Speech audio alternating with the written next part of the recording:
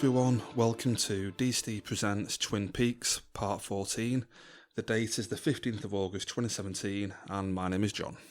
My name's Nick. Hi Nick, good to see you again. You too, John. Another week. Another show.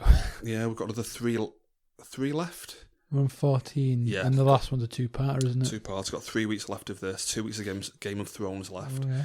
So it's all coming to a peak now. Pretty much so. Yeah, just a disclaimer for the start of the episode. I usually make notes for the episode and what have you. I've left mine at work today, so going to be a bit more of a loosey-goosey episode, this one, a bit more rough around the edges. But yeah, I mean, it's. I'm not going to say nothing happened, not a lot happened, because I think like more happened in this episode than has happened in a long time. But like it's like condensed into just a few scenes, isn't it? Really. So can we jump into this at the start? Actually, we were talking in work. This episode has basically 4 extended scenes. That's all it is. It's just what boom, boom, boom, boom. The episode's done. I'm pretty sure, I might be wrong, but no other Twin Peaks episode of this series, I think, has been that streamlined. Not at all. They're always jumping all over the place. They go from Vegas to Buckhorn, back to Vegas to Twin Peaks, back to Vegas, all over the place. Yeah. This was 4 unique locations, one after the other. No repeating of location or anything like that. What would you prefer, do you think, ideally? Would you rather have an episode like this one? Or Lynch is a lot more freeform usually. It's usually the kind of stuff we've seen in the past where it's all over the place.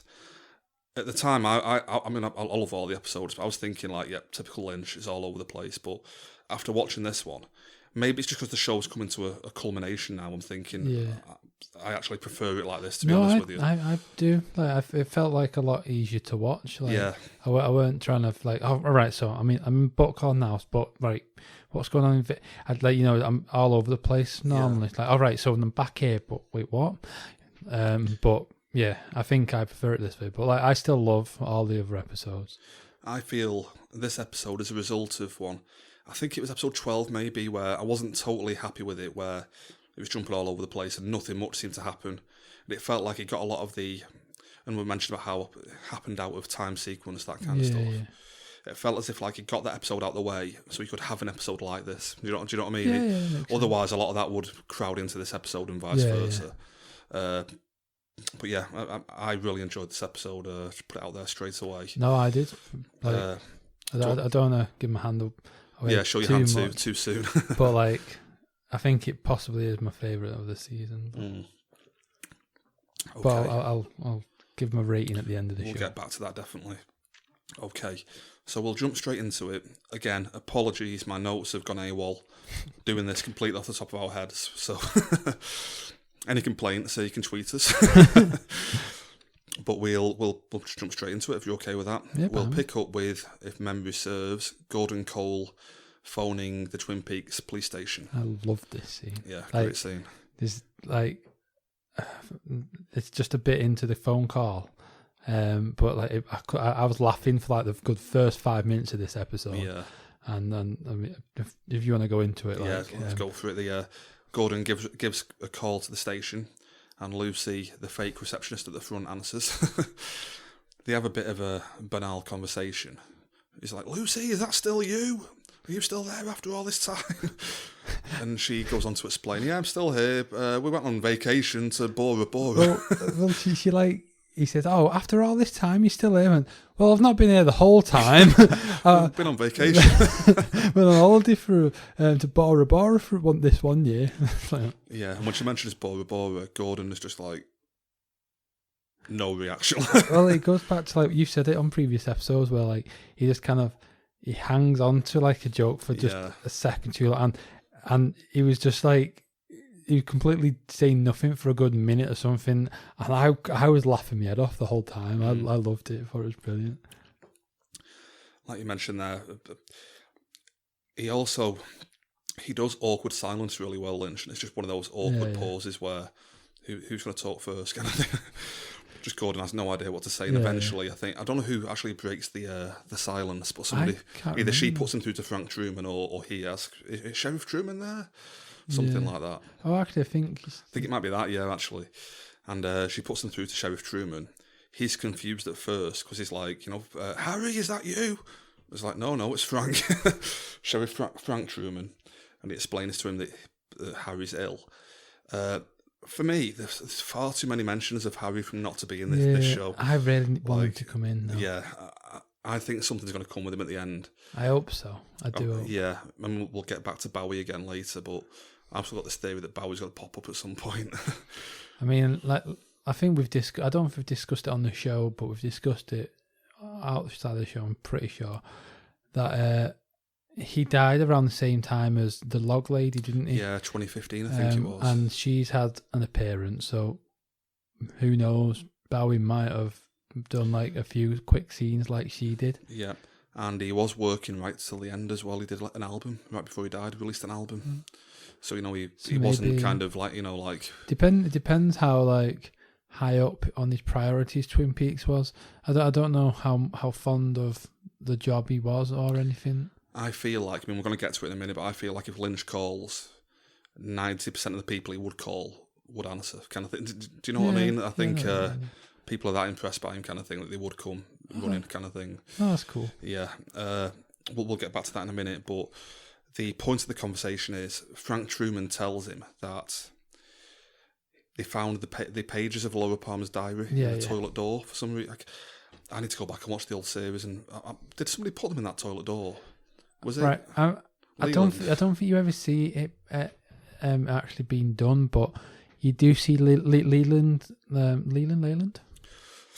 Either or, I think. Leland. Leland, like he was sneaking around the police station a lot, and like he was just coming in, like not particularly sneaking, but he was hanging around there a lot, like, and it could easily be explained that it was any of the times that he was around there. Right, yeah. Because he was just there all the time, randomly. On a side note, I think when I finished watching this, I think I will go back and watch series 1 and 2 again.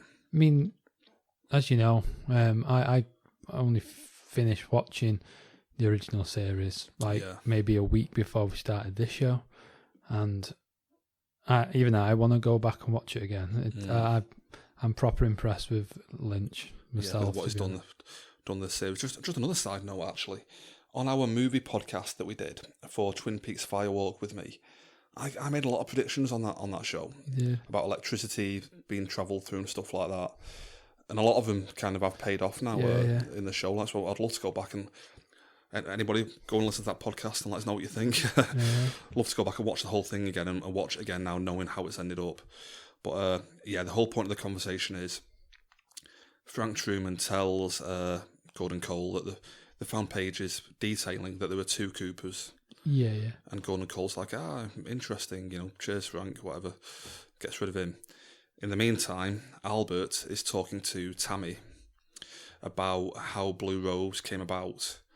And this is involving a woman back in the 70s, I believe. Just on this scene, like, it might just be nothing, but the way Tammy was sitting, it was. I'm guessing Lynch has like set her up perfectly to look like the way she was, because like her posture. Oh yeah, like she has like a very. I want to say sexy. Yeah, that's definitely the right word. Oh, definitely. I've obviously seen it throughout the season, but on that this particular scene, I was sat there going, "Wow, she's." Yeah, really I think she's nice. Amazing Christabel. Yeah. I think Lynch feels the same way, to be honest with you. I think she's in her early 30s maybe, and he's 71, but they've been doing a lot of hanging around together apparently. They do a lot of music recording together. She's a musician. Ah, right. And he makes music, which is amazing, by the way. If you ever get a chance to check out some of his music. I mean... I can't guarantee you'll like it, but it's amazing though. Is it him singing or...? Yeah. All right, okay. I'm interested actually. Well, I'll have a look after the pod actually, try and find you some examples. I can't even... Words can't do it justice how mad it is. So they've worked together before with stuff like that, but I think he's kind of head over heels for for Christabel kind of thing, and that's why he put her in the show as well. But yeah, she's not done a great deal in the show, looking back, to be honest with you. But I mean, thinking back, he's just put her in like really nice positions, making like showing off the full shape of her body. Yeah, and like saying when I was watching that episode, that episode, I I was imagining that David Lynch like, sit like that. So Yeah, like, definitely. Like just put your chest out a bit. I think as well with David Lynch, it's no coincidence he's playing Gordon Cole, and the fact that he's always had a problem with the younger women. It's just Lynch. It's you know? him, yeah. He's just working out his own issues through like his TVs and TV shows and stuff like that. Yeah, and during this conversation, Albert is telling her about Lois Duffy, who was the start of the Blue Rose, like case files kind of thing. And they explained that, I'm not sure if he was involved, but like Cooper and Philip Jeffers, or was it Philip Jeffers and Gordon Cole, sorry, they arrived at a scene. They were the two officers. Two officers attending, and there were two Lois Duffers in the room. One of them lay on the floor saying, "I feel like the Blue Rose," I think it was. Something like that, yeah. And she disappeared after a gunshot. And the other one was just lying in the corner screaming. And it goes back again to this duplicity thing, two people, the two Coopers. Yeah. It's all going to kind of tie back, I think, at the end. How the Laura Palmer thing ties in with that, I don't know yet. I'm sure there'll be something to confirm before we finish. But, he explains that. Gordon then enters the room, just shouts, "Coffee time!" for no reason. Doesn't he have his thumb up as well? Like, "Coffee time!" Yeah, coffee time. I think I was laughing at this as well. Like say, for the first 5 minutes of the show, I was in stitches. Well, I was laughing at this bit when he walks in, and there's a guy cleaning the window in a really manic fashion, like, rah, rah, rah, just waving his arm around. And Gordon's just squinted at the window going, trying to adjust his hair. I was sat there going, like, who the hell cleans a window like that? Like that? Just one bitch going, just waving his arm around. Oh, it's like, yeah. Yeah, and Gordon can't deal with it. His hearing aid is like on max. He's just like, just twiddling it, trying to adjust it. Just really weird. No, it was really weird. But yeah, and we go from there, I think. The next point is really, I'm not sure if Diane is with them at this point, but he tells them about a dream he's had. Yeah, I think she comes in after I think it's the Blue Rose thing that reminds him. It's like the dream I had a couple of nights ago, where, again, going back to if Lynch calls, people answer kind of thing. Monica Bellucci, just randomly turns up, famous Italian actress, just turns up for a 5-minute cameo like in Twin Peaks. And we get this really weird black and white scene of David Lynch talking to Monica Bellucci and her friends over coffee in Paris. Carl McLachlan was like in the scene on it, but like you couldn't see the top of his head. Yeah, that's right. Actually, I forgot about that. He said like Cooper was there, but I couldn't see his face. Couldn't see his face, yeah. And they're having coffee, and Monica Bellucci, throws out some stuff about. Do you remember? She was sat there with two friends. I think he said that they were polite. I don't know what the point of them being there was, but basically she said like something about a dreamer, and it felt like a very like reminiscent of Willy Wonka, Gene Wilder's Willy Wonka. Like, we are the dreamers, the dream, and it sounded very much like that, because like it's something like we are the dreamer or something. And something like that. And who is dreaming who the is dream? Dreaming the dream, though. Yeah. Something like that. I should have written it down, to be honest, but like it was something like that. I mean, I doubt this is really an influence. It might be, but it all felt like Inception to me, this. Do you remember in Inception when they go to Paris? Oh, God, yeah. And sat down at a little coffee shop and like they're within a dream kind of thing. And just all the talk about dreams, being in Paris at a coffee shop, just felt very Inception-y to me. Well, that makes sense, actually. Whether Lynch watches any Nolan stuff, I don't know, but you never know. And the whole point of this scene is that Monica Bellucci gestures behind him. Gordon Cole turns round and sees himself a lot younger. It's all black and white still, and we come to realise, that this is 25 years earlier in the Philadelphia office they worked at. It's basically just the scene from Firework with me. It was just that scene, wasn't it? Yeah. And I'm sure I called this out on the pod as well that we did. It's the scene where David Bowie comes in and Gordon Cole shouting in the background, "Gentlemen, meet Philip Jeffries, the man I've told you about." And he walks in and just points at Cooper and says, "He's not the man you think he is. Do you know who you think he is?" Implying, because, again, the time thing, we mentioned this on the pod, being out of order. Yeah. He's arrived there. That's the real coupe, but he thinks it's the fake coupe because he's come back from the he's future. come back from like a different future timeline or something. Oh God, we're literally making sense of this on the show. Yeah. Wait. Oh. I remember talking about this actually on the movie pod we did when we were saying time kind of doesn't matter to Lynch, and we've been talking about it all over this series. And again, we're kind of going to have David Bowie back, aren't we? I think so. Even if it's a CGI Bowie or something. We like I was saying before, like he might have done some scenes before he died, but no, we need a 25-year-old, younger version. Pull it back. Maybe just put him in a bubble, like Bob or something. Maybe, yeah. A Bowie bubble, yeah. Something like that. But basically, he's just remembering that scene, and he ends it by saying, like, oh, very interesting, So he's onto the thing of the two Coopers now. Yeah. So this is where Diane comes in. I think they invite her in. I think she's actually in at this point, to be honest. I think I've skipped over this bit, but really, because I'm pretty sure it ends after he completes the Philadelphia bit. But Diane comes in. And the only point of this bit is that she tells them, they mention that they found a ring saying with the name Janie E. Jones on it. Oh, they're talking about Major Briggs, aren't they? Saying, apparently he died 25 years ago in a factory fire. Yeah. But it turns out he died 2 days ago in Buckhorn. Now, see, again, time, 2 days ago. That was episode 1 of the series. 14 hours of TV has been 2 days. Yeah. What? And we know it's been a lot longer in Twin Peaks. Yeah. Pretty sure we do. Because I'm sure they were going to go to the mountain in 2 days once they'd found the thing from Major Briggs. So, yeah, weird. And the point of this bit is that Diane mentions that she has a half-sister, was it? Half-sister, I think she said, yeah. Called Janie E. Jones, who she hates because they don't talk anymore. But, yeah, she's basically half-sisters with Janie E. Jones, who was married to Dougie Jones, which is just really weird. I mean, I don't know if you wanted to save this till the end, but you spoke earlier of this, didn't you? And how you thought you're thinking perhaps she's just lying. Oh, so yeah, I forgot to mention that. Yeah, and that's another theory that she might be lying, that she's related to her because she's mentioned in the other episode. They've got to get them to Vegas somehow. Evil Cooper said to Diane, like, have they asked about Vegas yet? And something like, no, not yet. They've not brought it up, kind of thing. Yeah, yeah. But it feels like there's an agenda there for her to get them to Vegas for whatever reason. Yeah. Evil Dale must have some reason. Or Mr. Cooper, whatever we're calling him. Yeah, to get them there. But that's pretty much the point of that scene. We then cut from the Buckhorn stuff. You okay to finish with the Buckhorn stuff there? Yeah. We then cut from there back to Twin Peaks. We go to the... is it the Sheriff's Department? Is that what they call them in the US? Yeah, I keep calling it like police station, but it's not a police station, is Sheriff it? Department. Sheriff Department, yeah. Where we meet up with Chad, just hanging around in the office boardroom thing.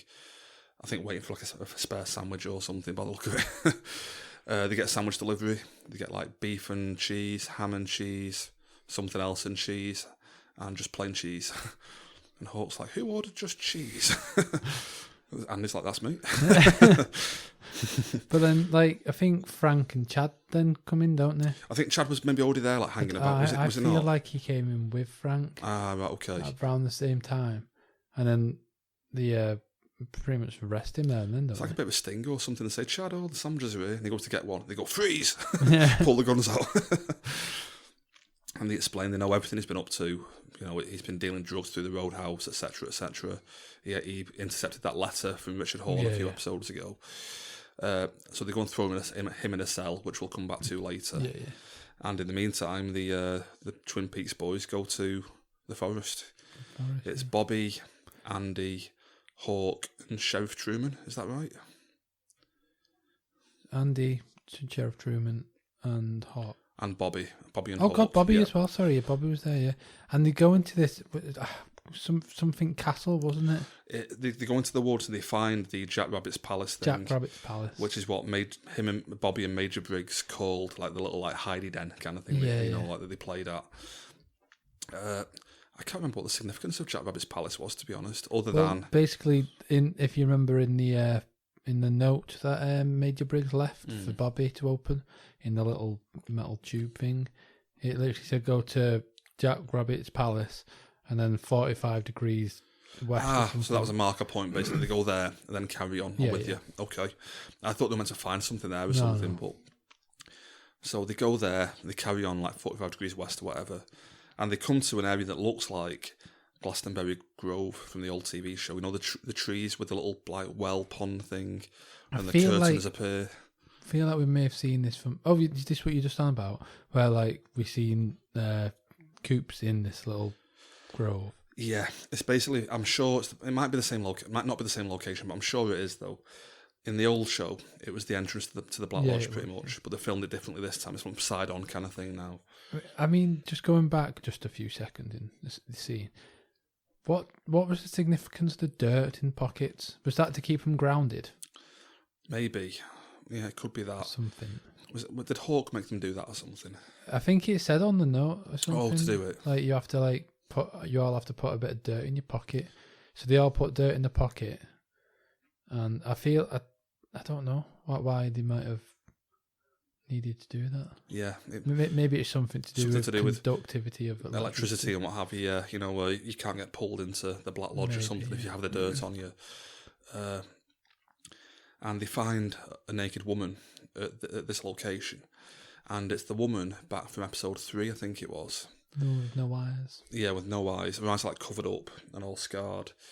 And it's the woman that was in the room with Cooper, telling him, well, kind of motioning for him to go through the electric portal. Do you remember that? Yeah. So it's her. Who she is, I have no idea. I don't know if I got it right, but was she still speaking backwards as well?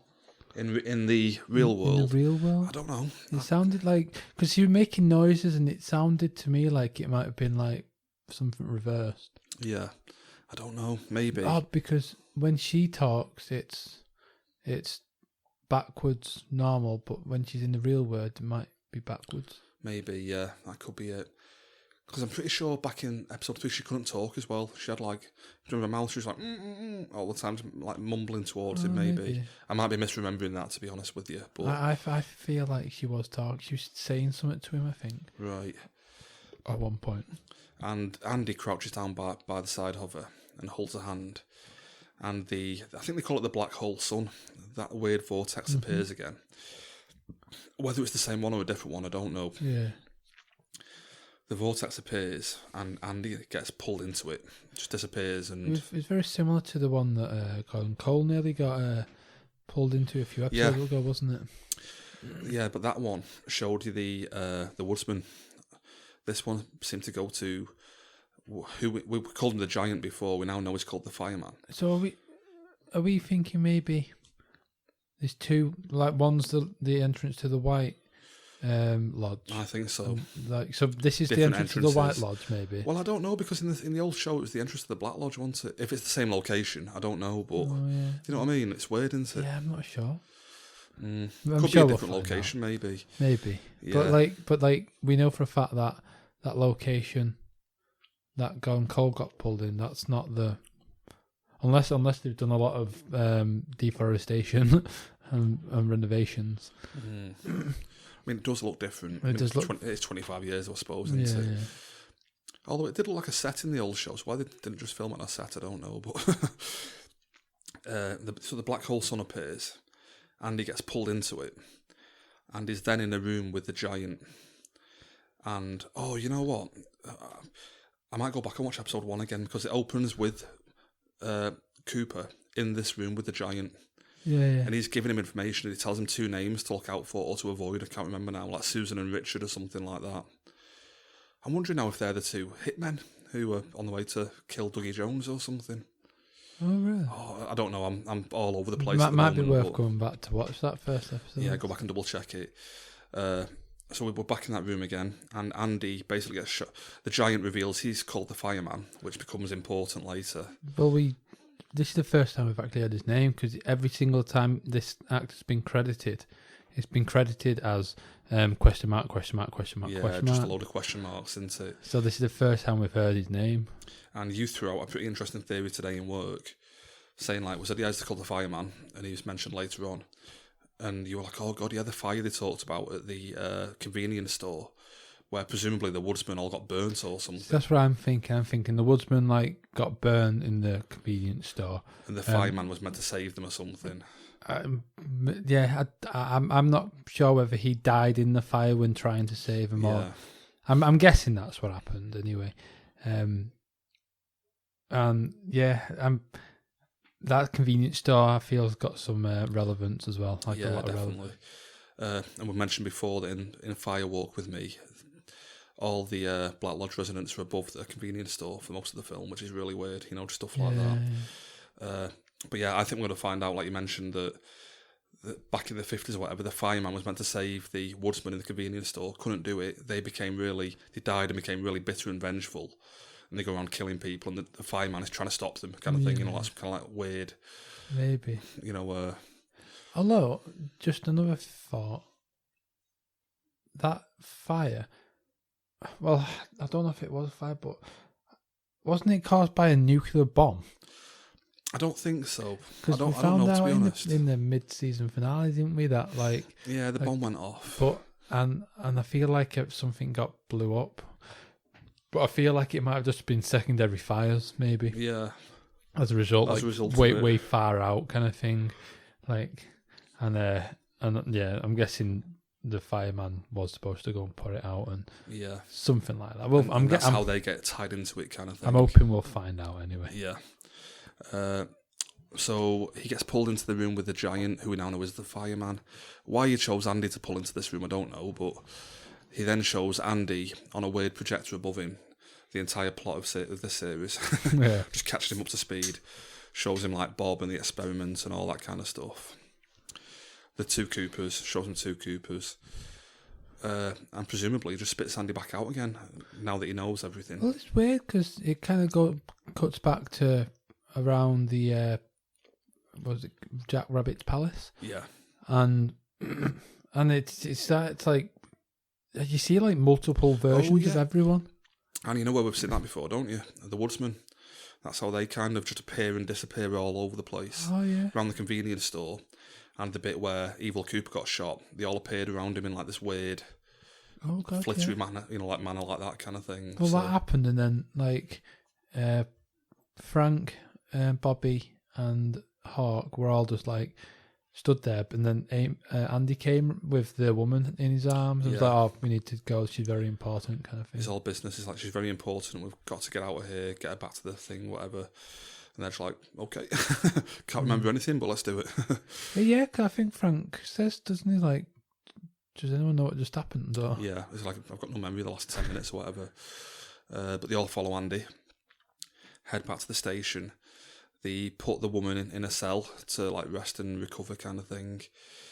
Give like a Lucy's bathrobe, I think it was. Yeah. Her eyes are still all scarred and what have you. And this is a really weird scene as well. While she's in the cell, we have a guy in the next cell to her who's making like chimp noises and monkey noises. Well, I feel like this? He was basically repeating every noise she made, wasn't she? Yeah, and repeated everything that Chad, who was in the opposite cell, also said to him. So I feel like that the noises she was making to me sounded like reversed audio. So I don't know if that was her breathing, but like reversed breathing maybe sounds. Oh yeah, you might be right. Yeah. And he was just repeating that. Repeating it. Sound like a chimp or something. Yeah. Like, some weird noise. Yeah, but obviously Chad got a bit upset with that, didn't he? Yeah, Chad's like, what the fuck are you doing? And the guard repeats everything he says. Just a really weird like dude. He's like not so much bleeding out the mouth, just like weird pus coming out of his mouth or something. I mean, the only thing that I remember being slightly similar to that is a few episodes ago in the car. Yeah, I was going to bring this up. It's literally like a similar thing into the young boy or girl, whatever it was, who was like being sick out the corner of its mouth. Yeah. So like, I'm like at the time when we did that episode's podcast, we thought it might have just been some Lynch thrown in there, but now I'm thinking that might have some significance. I'm thinking even that we know that something is heading to Twin Peaks. Presumably it'll be the experiment thing that someone is trying to track down by the look of it. I'm wondering if there's something making people sick. You know, like that kid was just vomiting everywhere. This dude is clearly not well. Wondering if there's some like weird evil presence just making the town sick or something like that. Yeah, but I think we'll pretty much leave that there. Chad's just alone, just getting repeated by this creepy dude dripping like you mentioned. Could be like Garmin Bowser onto the floor or something. But yeah, we leave that there. We then jump to the third scene, which is nothing much happens, but it goes on for quite a while. It's James talking to one of his co-workers. We catch up with Jamie again, don't we? Yeah. Like, I think we've seen him like 3 times in the entire season, but this is probably the most screen time he's had. Is this the first time he actually talks? I think it might be. What happened last episode with him? He sung at the end, didn't he? Oh yeah, he sang, but yeah, you're right. This is because I think we were like debating early on whether he could even speak or not, because he appeared in like episode 1 or 2 and just didn't talk or something. We thought he might have like been like had a brain injury or something, like a bike accident or something. But it's working as a security guard with another little English dude. Could you make out what it was the security for? I couldn't make it out. Oh no, I couldn't. I was trying, but I couldn't make it out. They keep mentioning like jobs they have to do and stuff, but I'm not sure what it was for. Yeah. I'm guessing like a money van or something where they've got to do something like that maybe. But the point of this scene is that the English dude, well, James mentions first it's his birthday. Is that right? Yeah. Well, the guy's got like the cracking nuts. And, oh yeah, I forgot about that. And the guy and the guy with the glove on, he keeps just breaking them. Yeah. So like, I didn't think of anything of it at first. I just thought, oh, well. So James basically said, I'll do it, kind of thing. I love that, just squashing the nuts. I forgot about that. And I think like James is like, so you can't take it off. And he's like, oh no, I can't take it off. I tried once and my hand started bleeding, and he's like, I think he mentioned something about like, I could tell you the story, but can't be asked, kind of thing. Yeah. And James is like, oh, come on, it's my birthday. I want to know. So we now know that James's birthday is, well, I was going to say 13th of August, but it won't be that one. It'll be the whatever the in-universe date is. Yeah. Excuse me. Yeah. So it's a pretty long-winded story. This young English dude, was he actually English? Do you think, the actor? I'm not sure. Sure. I mean, he had a pretty decent accent, I reckon. It was good, but it was just a bit too cockney at times, a bit like over, like, oh, see, that was the only thing I thought, like, it felt a bit too much. Yeah, a bit too East End kind of thing. Like, they watched one episode of EastEnders and thought, yeah, that's how you talk, like Phil Mitchell. Yeah. And he basically explains that he was visited. Oh no, he got pulled into the vortex by the fireman. That's right. Yeah. Went down a street one day or something. This is the relevance of the fireman. Earlier. Went down a street one day and got pulled into the vortex, and the fireman told him, tomorrow you have to go to a shop, buy a pair of open gardening gloves. Is that right? Yeah. And put the glove on, you can never take it off. And when you have it on... Yeah, I think he said like there'll be one glove in it. Yeah, one glove in the open pack. I could not possibly for the life of me figure out why there'd be one glove in a pack. Like, who else has been into that shop and gone, so I only want the left glove? Yeah. Well, I think somebody's placed it here, maybe Evil Cooper or something. Yeah. The reason being, the day after he gets told to go and get the glove, and he'll have like a superhuman strength at punch and stuff. I don't know why you'd want that, but so he goes into the shop and tries to buy the one glove pack that's been opened, and the guy behind the counter is like, you can't buy that, you need to buy a complete pack. And the English dude is like, no, I want this one, I'm having this one. And they have a bit of a to-do about it, and to the point of the shopkeepers literally like trying to stop him leaving the store with it. Yeah, it sounds like the shopkeeper like really didn't want him to have that. Must have known what it was or something like, going out of his way to try and stop him from buying it. Eventually he throws some money down and manages to fight his way out. And actually he puts the glove on, doesn't he, while he's fighting his way out. I think apparently it sounded like when he was halfway down the street, is that what it was? He managed to get the glove on, but like the guy kind of chased him into a field. Caught him. and he mentions that he cracked him in the head with a glove on, and he just heard something break, which is a bit very gruesome way of describing it. I think quite good, but he did that, smashed the guy's head, presumably, and runs off, and he was told by the giant, you have to Fireman. The fireman got a name now, John. Yeah, told by the fireman that he has to book a plane ticket to Twin Peaks, Seattle, Washington, I think it was. Straight away, you've got to go there and meet your destiny or something like that. Something like that, yeah. And when he went to the airport to book the ticket, he found there was already a ticket in his name. So, he boarded the plane and Destiny. Yeah, came to Twin Peaks. And that's pretty much the whole point of that.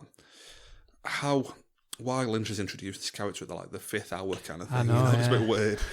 Might have been a good bit of build up for this, maybe, like show him in London earlier on or something. But yeah, fifth hour introduction.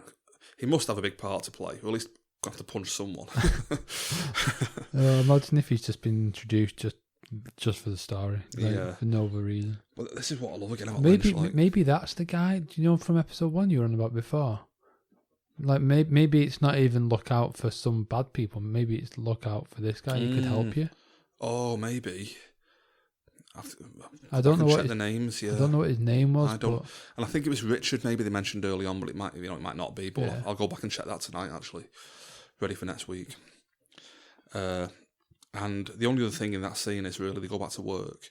James goes back in, and it's a really weird scene where he's walking through the building, like the basement and stuff like that.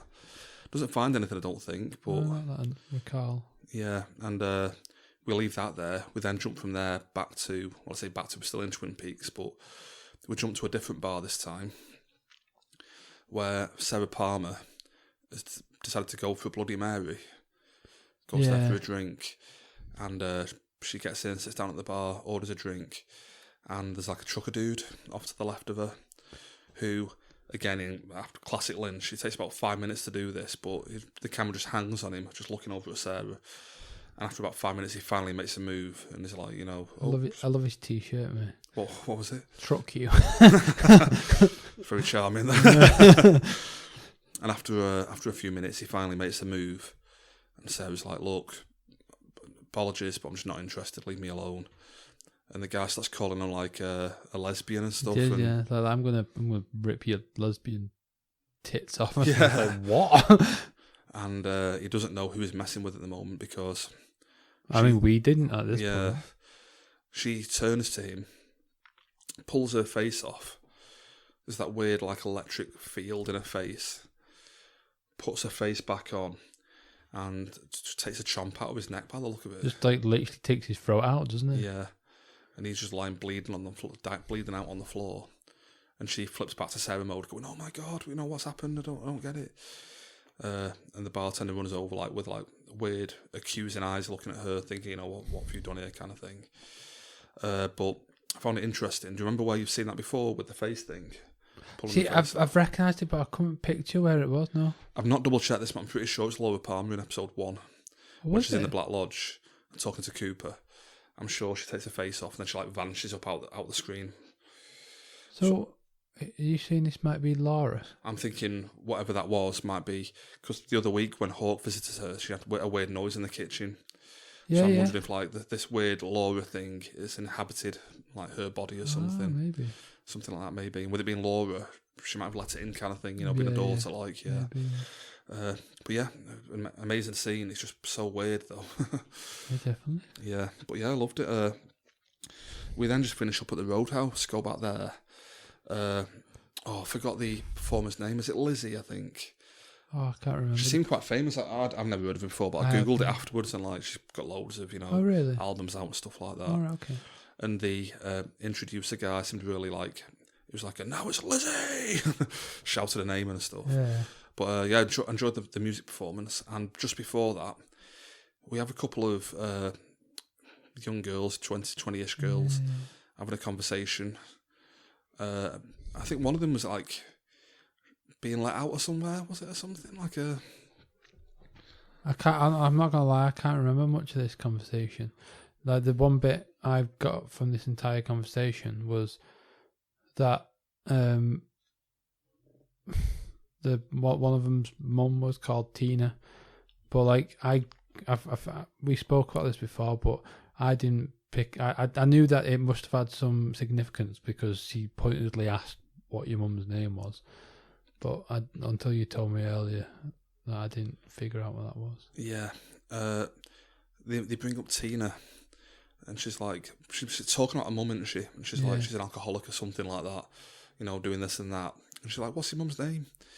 And she's like, oh, it's Tina. And the other girl, like, looks like as if like, oh, that means something to her. And as we mentioned, Tina was the person who Audrey Horne got her husband Charlie to phone 2 episodes ago. Do you remember that at all? Yeah, And she's like, you want me to phone Tina? She's like, yeah, you want me to phone Tina right now? Yeah, so I don't know who Tina is, but she's going to play a part. There's been no Donna whatsoever. No. Don't know. I know that Lara Flynn Boyle couldn't come back to play Donna, so... Oh, she's not coming back. I'm pretty sure she's not coming back. Was she the one that wasn't even asked? I think so, because she was asked for the film and refused to come back, so they got a new actress. So they won't put her in it? I think Lynch is like, no, I asked her 25 years ago and he said no, and she's looking a bit... Don't want to be mean, but she's looking a bit worse for wear nowadays. Yeah. Had a lot of work done and stuff. Oh, is she? Yeah, so... Did she kind of make the big time a little bit? Or? Do you remember Men in Black 2 at all? Oh, yeah. She was the bad female in Men in Black 2. So she's had a few good big... big paydays at a time, And she was dating Jack Nicholson for a bit, I believe, yeah.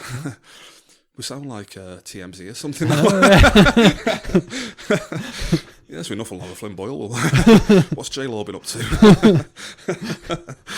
Yeah, so who this Tina is, I don't know. I mean, it must come up. They can't be mentioning this much for it not to come up. Who was the girl that replaced Donna in the film? I want to say Moira Kendry. I feel like I've made that name. The actress' name, yeah. Did you know what the girl in the character's name was? In the film, it was still Donna. Oh, was it? Yeah, still Donna, just a different actress. Oh, right, okay. Yeah. I think it was Moira Hendry or Kendry or something. Just a total guess that. I thought like they replaced it. I know I've not watched it that long ago, but like I for some reason can't remember it. Yeah, it's a different actress, but yeah, we pretty much wrap it up there. I think on the Lizzie performance. Yeah, so I think we've done an okay job considering we had no notes there. I think we've done pretty well definitely. Yeah, I think to get through that. Just one note on the credits.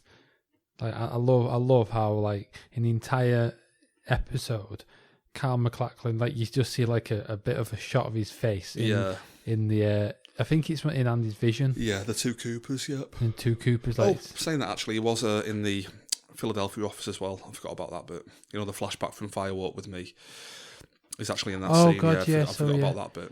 But like there's barely any screen time, but it still comes up straight away going starring Carl McLachlan. I wonder if that's like a bit of a bonus thrown in because Carl McLachlan was being a bit prickly about doing the film as well. Oh, really? Because they all fell out with Lynch because he got less involved with the TV show. And McLachlan was like, I'll come back, but I'm only doing like a couple of days' work. And that's why they got Agent Chet Desmond in the film, stuff like that, because McLachlan wasn't prepared to do the whole film. So I feel like now Lynch is like saying like, yep, front and centre, Kyle MacLachlan, is the main star of this kind of thing. Yeah. So we finished there in the Roadhouse. Anything else you want to add on the episode? No. Like you've pretty much summed the entire episode up. Like I will say, probably my favourite episode of the season. But yeah, what would you rate it? 5? Oh, 5, definitely a 5. I loved it. I'm giving it a 5. For me, it's right up there with episode 8. That's still for me. Amazing. I feel like I said last week was my favourite episode, but like it's getting to the point now in the season. Like I said, same with episode 8, but like I'm getting to the point in the season now where everything's coming together and I'm learning more things and I'm getting like more screen time from old classics, old characters, yeah. And I'm loving it. I'm absolutely loving it more now. I mean, I've loved the entire season, but I'm absolutely loving it now. Yeah, because it's getting all wrapped up. Kind of thing. It's great. Like I said, I'll give it a 5. It's right up there for me as one of the best episodes. But yeah, I think that's pretty much all done. Should we jump to social media? Might as well do that, yeah. You can catch me on Twitter at Taylor1980. I can be found at DSTE Nick. Forgot that for a second there. We've got a main podcast, Twitter, which is at DSTE Podcast. We have a Facebook page as well, which it's facebook.com/DSTE podcast if you're into typing the URL in. If you're not, and you just want to go on Facebook and find it, you can search Don't Spoil the Ending podcast and you'll find us quite easily. Yeah, great stuff. So I think, get over there, give us some feedback. Let us know how we went. Like I say, we were flying, doing a bit of like free form kind of, making it up on the spot this week. So I think for like what like we've done really well considering. Like, we had no notes, but yeah, we'd love to hear feedback. Tell us how this episode went. Like I say, hit us up on Twitter, on Facebook. We'd love to hear from you. That'd be great. So I think we're all done then, Nick. Yeah. Just wrap it up. We'll be back next week. Only 3 more weeks, and then we're all done. I know. So close to the finale now. Yeah. I'm looking forward to the finale. Yeah, definitely. That'll be, what, a 2-hour episode? 2-hour episode. And hopefully it'll tie a lot of things up. So, yeah, still holding out for Bowie and Harry Truman to come back. So I'm definitely holding out for Harry. Yeah. Yeah, so that's all from us this week, and we'll catch you next week. Thanks very much. Cheers. Bye. Bye-bye.